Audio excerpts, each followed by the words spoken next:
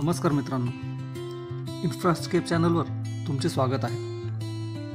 बदलापूर ते Kanjurmarg Mumbai metro line 14चा DPR गेल्या काही वर्षापासून तयार असून सुद्धा ग्राउंड लेवलवर काम पुढे सरकले नव्हते.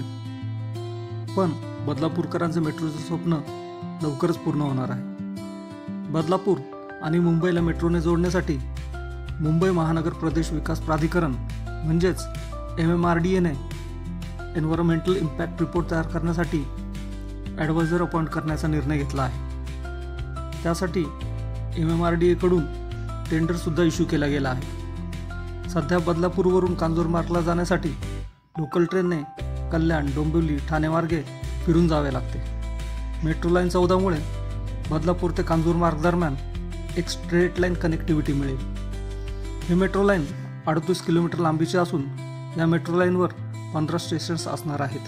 या मेट्रो लाईनचा रूट आणि कम्युटर्सला त्याचा काय फायदा होणार हे समजून घेऊया. अंबरनाथ आणि बदलापूर इथे दिवसेंदिवस गर्दी वाढत चालली आहे. या गर्दीचा ताण लोकलवर पडतो. बाय रोड जाण्यासाठी 1.5 ते 2 तास लागतात. त्यामुळे मेट्रो लाईन 14द्वारे बदलापूर थेट मुंबईशी जोडण्यात येणार आहे. ही मेट्रो लाईन कांजूरमार्ग ते घनसोली दरम्यान अंडरग्राऊंड असेल, तर घनसोली ते बदलापूर दरम्यान एलिव्हेटेड रूट असेल.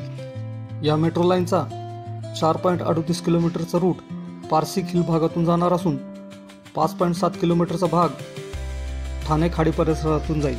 मेट्रो लाईन 14 बनवण्यासाठी 18,000 कोटी रुपये खर्च येणार आहे. ही मेट्रो लाईन बदलापूर, अंबरनाथ, निळजे, शिळफाटा, म्हापे या भागातून पुढे जाऊन ठाणे खाडी ओलांडून कांजूरमार्ग येथे मुंबईच्या हद्दीत पोहोचेल. या मेट्रो रूटमध्ये पारसिक हिल, ठाणे खाडी, फ्लेमिंगो सेंच्युरीसारखे इको सेन्सिटिव्ह भाग येत असल्यामुळे एन्व्हायरमेंट आणि फॉरेस्ट डिपार्टमेंटची परवानगी घेणे कंपल्सरी आहे. या विभागांकडून परमिशन मिळाल्यावर मेट्रो लाईन 14चे ॲक्च्युअल कन्स्ट्रक्शन सुरू होईल. होपफुली 1 वर्षाच्या आत सर्व डिपार्टमेंटकडून क्लिअरन्स मिळून या मेट्रो लाईनचे कन्स्ट्रक्शन वर्क सुरू होईल. व्हिडिओ आवडला असेल तर प्लीज लाईक करा, शेअर करा, सबस्क्राईब करा. धन्यवाद.